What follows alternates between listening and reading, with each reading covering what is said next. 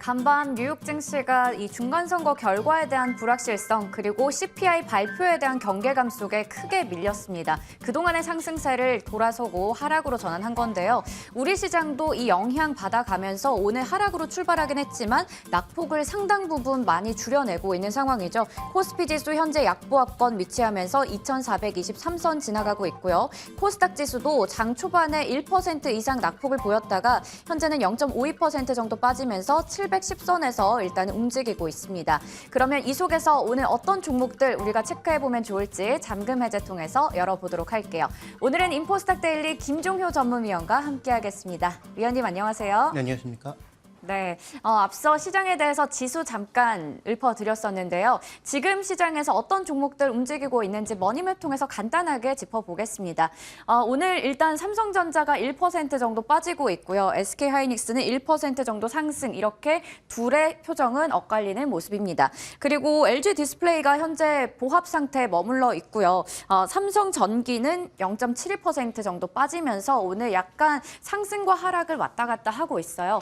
그리고 2차 전지주들 미국에서 계속 흐름이 좋지 않습니다. 그런 가운데 오늘 LG에너지솔루션, SK이노베이션, LNF 정도는 상승불 켜고 있고요. 삼성 SDI와 에코프로비엠은 1%대 약세를 나란히 기록하고 있습니다. 자동차 대표주에서는 현대차 1% 강세 보이고 있고 그리고 그 옆에 보시면 네이버와 카카오 이렇게 인터넷 관련주들도 오늘은 일단 보합권, 약보합권 나타내고 있습니다. 이 속에서 저희가 또 잠금 해제 종목들 바로 확인해 보면서 시장에 대한 이야기 더 풀어가 보도록 할게요. 먼저 첫 번째는 CS 윈드 한번 보겠습니다. 오늘 잠금 해제 첫 번째 종목이죠. CS 윈드가 어제 저희 개장 특징주로 얘기를 나눠봤어요.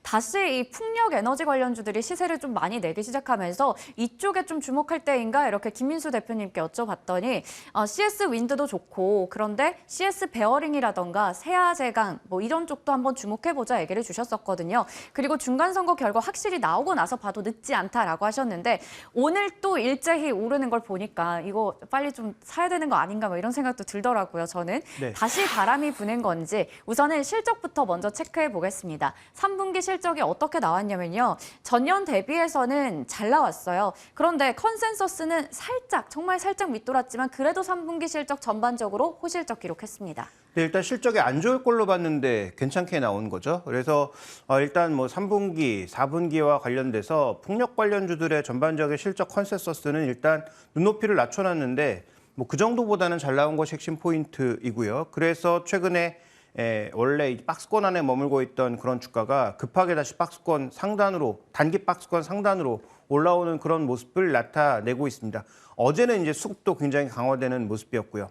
그래서 일단 실적 측면에서는 우리가 낮춰놨던 눈높이는 계속 만족시키고 있다라는 것이고, 그다음에 어제 나타났던 강세와 오늘 나타났던 강세의 메인스트림은 결국은 앞으로 폭발한다라는 거죠. 근데 뭐 조금 전에 이제 앵커께서 미리 답을 주신 것 같은데, 저도 그 김민수 전문가의 의견에 100% 공감합니다. 네. 지금 선거 결과가 12월 1일까지 미뤄진 상황이잖아요. 조지아주 상원 선거는 지금 미루어진 상황임을 고려해 본다면 IRA와 관련된 여러 가지 요인들을 우리가 먼저 앞서서 생각하고 달려들기에는 아직은 조금 부족한 측면이 있는 것이 아니냐. 그래서 뭐 보유하고 계신 분들이야 현재 구간에서 이런 오름세를 그냥 즐기시면 되겠지만, 만약에 이제 신규 매수를 생각하셨는데 낮은 가격에 사지 못하고 최근에 단기 급등해서 이 가격에서 또 공격적으로 접근할 수 있는지에 대해서는 저는 조금은 보수적인 접근이 필요하지 않느냐. 왜냐하면 이것은 뭐 지금 밸류 문제라든지 향후 여러 가지 시험과 관련된 문제에 있어서 우리가 좀 더 짚고 갈 문제들이 있다, 이렇게 판단하고 있습니다. 그래서 이런 종목군들은 뭐 좋은 뉴스, 예를 들어서 우리나라에서 풍력을 더 설치한다, 그다음에 어디에 이제 풍력 단지를 열 것이다, 뭐 이런 뉴스가 나올 때마다 당연히 뭐 주가는 올라갈 수 있겠습니다만, 본질 자체가 우리나라보다는 해외 쪽 수주, 그다음에 해외 대기업들의 전반적인 수주량, 이런 것들에 좌우되는 만큼 우리도 거기에 포커스를 맞출 필요가 있겠고요. 좀 더 중장기적으로는 IRA 관련된 예산을 얼마만큼 배정받을 수 있는지가 핵심이죠.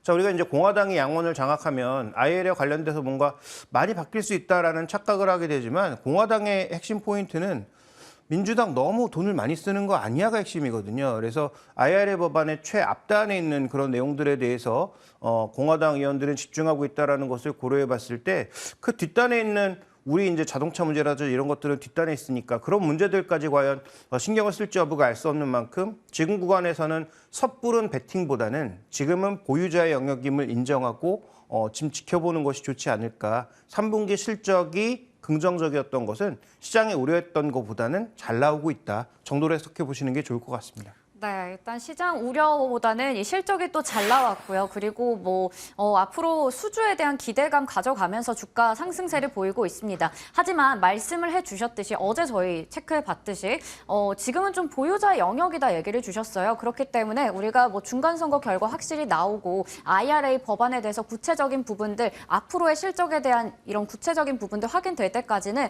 신규 접근은 좀 지양하자 얘기를 주셨습니다. 두 번째 포인트가 앞으로의 그런 모멘텀이에요.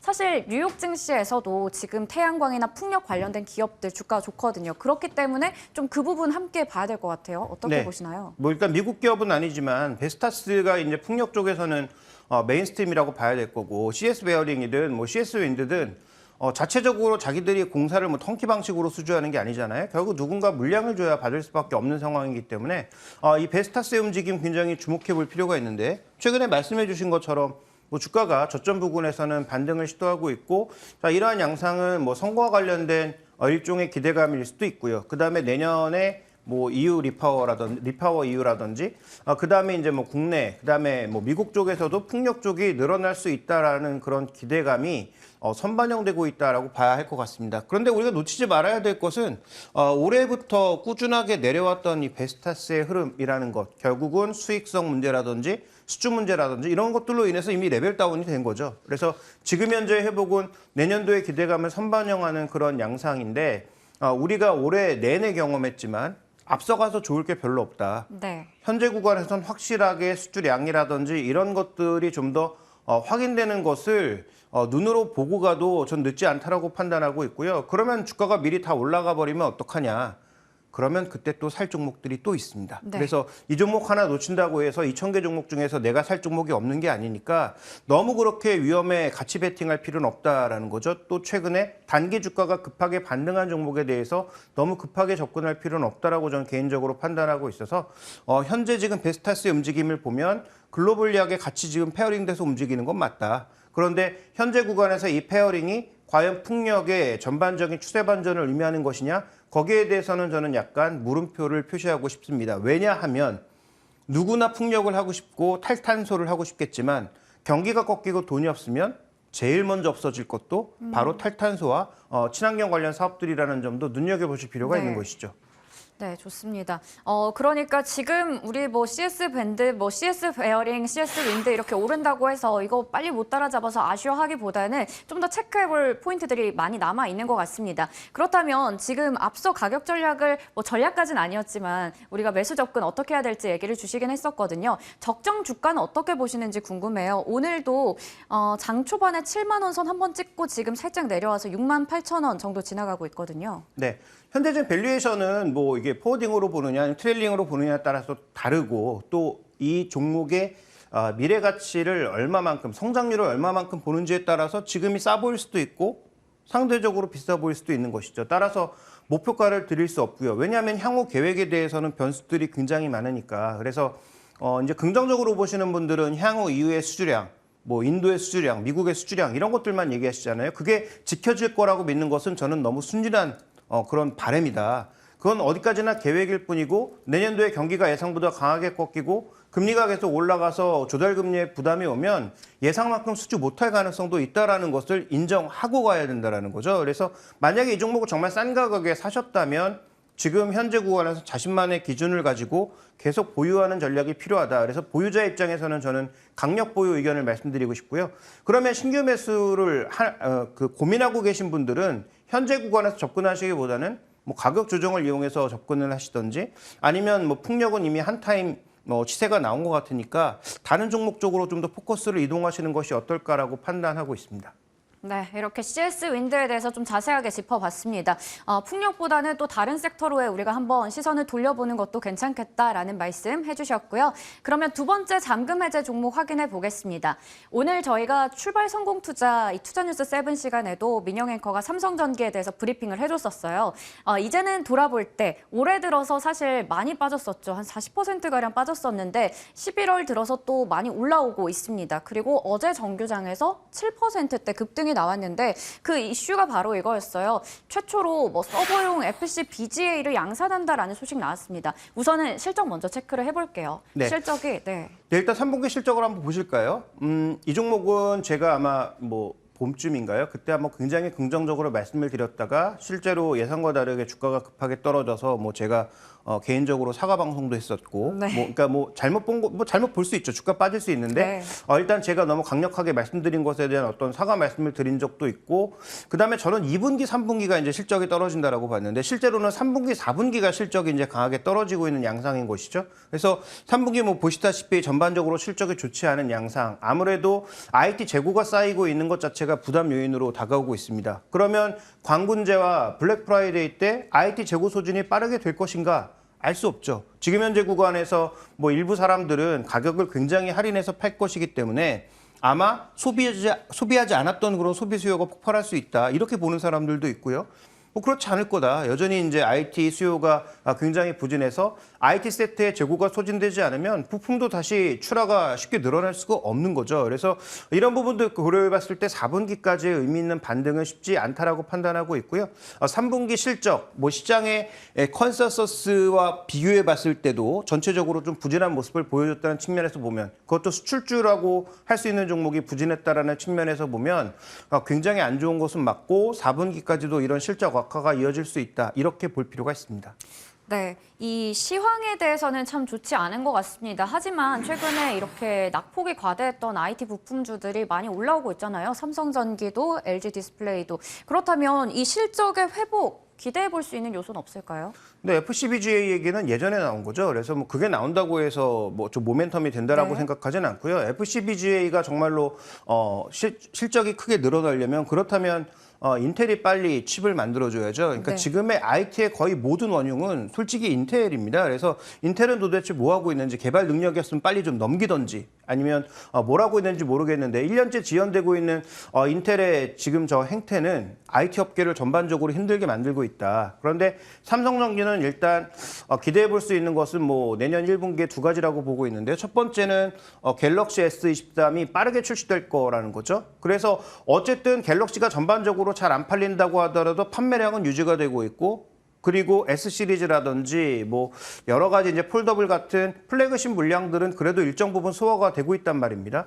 그런 관점에서 봤을 때 삼성전기의 주요 부품들이 여기에 공급되기 때문에 뭐 그렇다면 어쨌든 신제품 효과가 조금이라도 있다면, 다른 것들이 부진하다고 하더라도 신제품 효과로 인해서 일정 부분 매출이 회복될 수 있다라고 볼 수 있고요. 다음 이제 준비된 그림 하나 더 보여주시면, 현재 구간에서 우리가 또 주목해야 되는 모멘텀이 바로 뭐냐?